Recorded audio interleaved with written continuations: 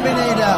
Er war Gouverneur von Kalifornien, der Governator. Und jetzt ist er hier und wird auch in seinem Vortrag Stay Hungry seine Erfolgsregeln weitergeben. Und deshalb frage ich euch, wollt ihr jetzt Arnold auf der Bühne haben?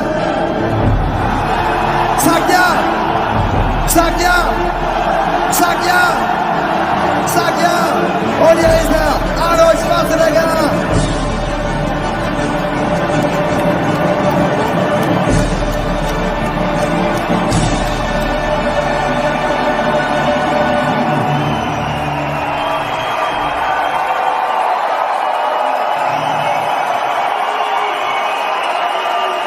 Deine Bühne, Arnold.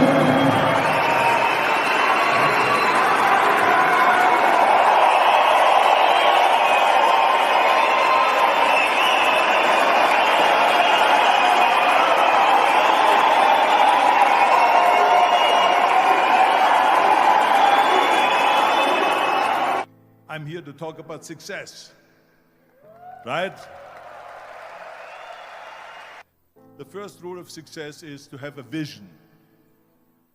You see, if you don't have a vision of where you go, and if you don't have a goal where you go, you drift around and you never end up anywhere.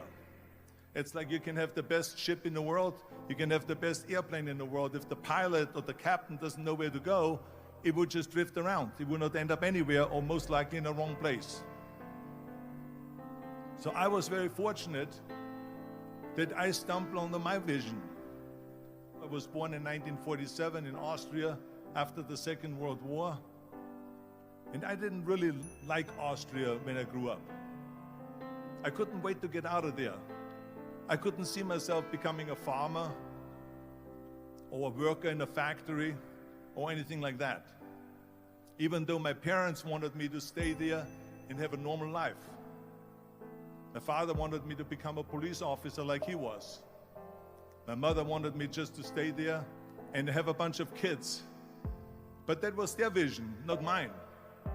My vision was totally different. I felt that I was born for something special, for something unique, for something big. So I was searching. Then one day I went to school. I remember I was 11 years old, and they showed a documentary about America. And there they showed in this documentary the huge skyscrapers, the high-rises, the huge bridges, the 6-lane freeways, and all of this stuff. And I said to myself, that's where I want to be. I don't want to be around here with these little farmhouses and these little buildings, and everything is old. I want to be in America. Fortunate that one day after school I walked by a store in Graz. So I went inside and I looked around and I looked at this stuff, and then I saw a magazine. I saw a bodybuilding magazine that had Reg Park on the cover. Reg Park was then a 3-time Mr. Universe. And I saw him on the big screen as Hercules.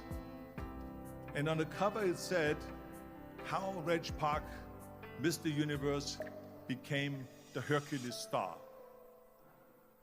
I want to become a bodybuilding champion just like Reg Park. I want to get into movies just like Reg Park. And I want to make millions of dollars and be rich and famous just like Reg Park.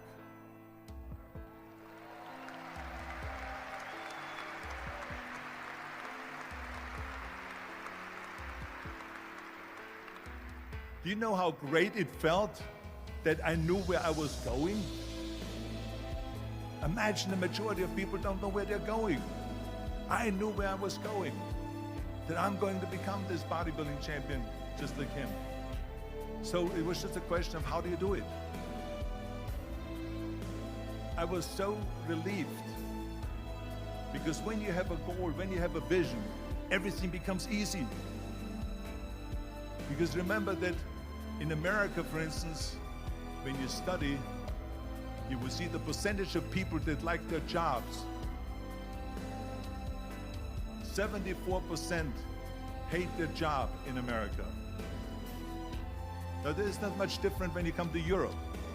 The majority of people don't like what they're doing, because they're really not doing it because they didn't have a goal and they followed this goal. They just aimlessly drift around, and then all of a sudden they there's a job opening, so they get that job because you have to work. But then when you work, it's a chore. It's work. It's not fun. So if you think about only a quarter of the people really enjoy what they're doing in life, that is unbelievable if you think about it. So I felt so blessed that I knew what I was doing. So people always ask me, when they saw me in the gym in the pumping iron days, they say, why is it that you're working out so hard? 5 hours a day, 6 hours a day, and you have always a smile on your face. The others are working out just as hard as you do, and they look sour in the face. Why is that? And I told people all the time, I said, because to me, I'm shooting for a goal. In front of me is the Mr. Universe title. So every rep that I do gets me closer to accomplishing that goal, to make this goal, this vision turn into reality. Every single set that I do, every repetition, every weight that I lift will get me a step closer to turn this goal into reality. So that's rule number one, have a vision. Rule number two is, don't listen to the naysayers. Don't listen to the naysayers.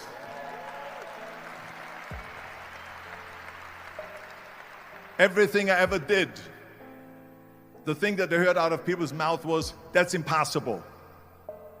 That can't be done. Or no.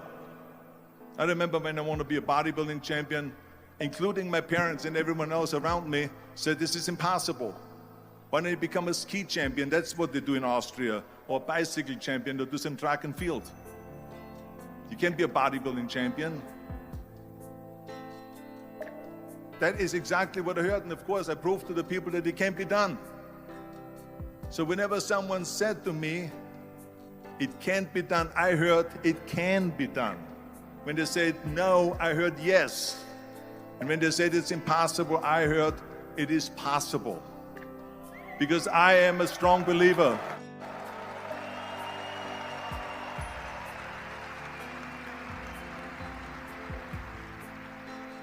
I'm a strong believer of what Nelson Mandela said, that everything is always impossible until someone does it. Well, I'm going to be the one, I said to myself, I'm going to do it and I'm going to show it to them. Maybe it has never been done before. That's perfectly fine with me. But I'm going to do it. And I did not listen to the naysayers.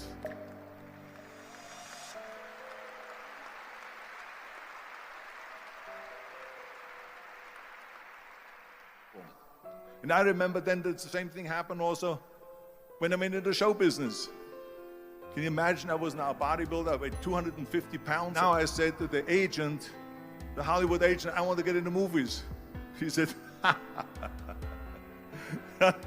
that's funny, Arnold. I asked a studio executive, I say, I want to get into movies. I want to be a leading man. He started laughing. So they all say it's impossible. I said, why is it impossible? He says, because look at how big you are. You weigh 250 pounds.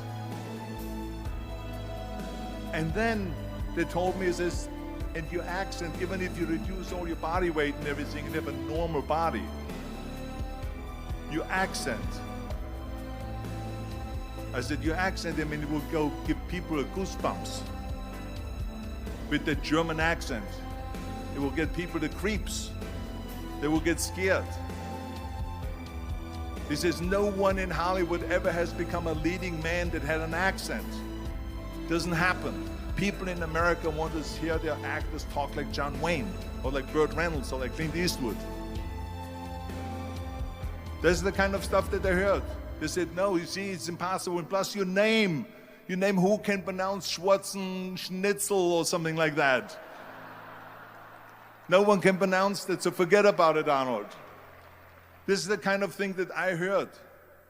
Imagine, you go from studio executive to studio executive, from agent to agent, from manager to manager, and they all said exactly the same thing. Now that's very encouraging, isn't it? But you know something? I didn't give a shit. I didn't.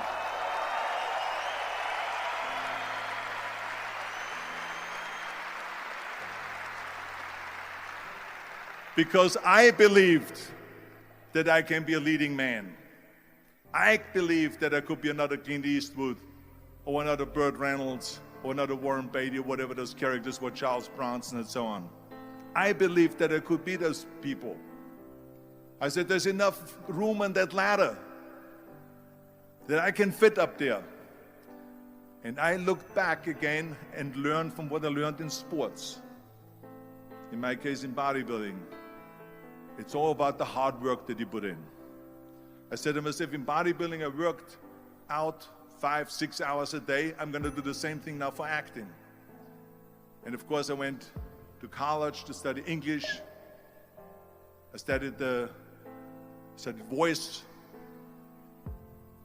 accent removal, acting classes, and all of this stuff, all day long. I worked and I worked and I worked. And then all of a sudden, I was asked by Dino De Laurentiis and by Universal Studio, the biggest studio, to star in Conan the Barbarian. And after I did Conan the Barbarian, the director at the press conference said to the press, the director was John Milius, he said to the press, if we wouldn't have had Arnold, we would have had to build one. So think about that.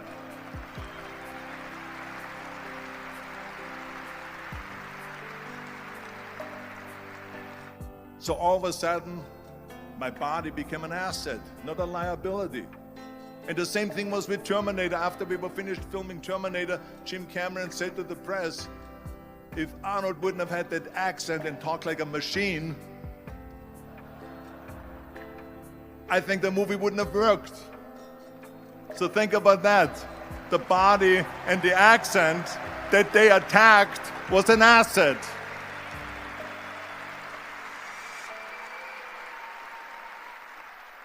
But I didn't listen to those losers. I didn't listen to them at all. Because that's exactly the way it was in politics again, when everyone said no, no, no, and it can't be done. And I became governor of California. And this is with everything like that. It's just the reality of it is that you cannot listen to the naysayers. So this is a very important lesson for all of you. So in the next thing, the third point that I'm going to make to you is, before we sit down with Jürgen and talk about the rest of the three, is work your ass off. There is no magic out there. You cannot get around. You have to work and work and work. And it drives me crazy when people say that they don't have enough time to go to the gym for 45 minutes a day and work out.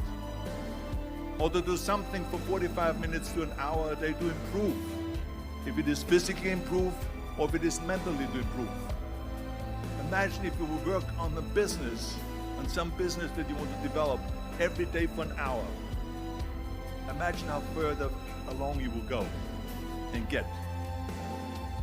So it drives me nuts because when people say we don't have the time, we have 24 hours a day.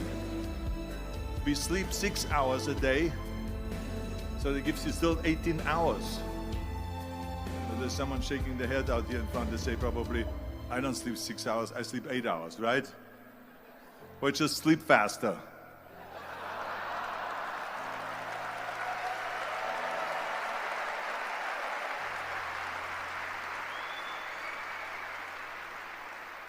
So we have 18 hours a day.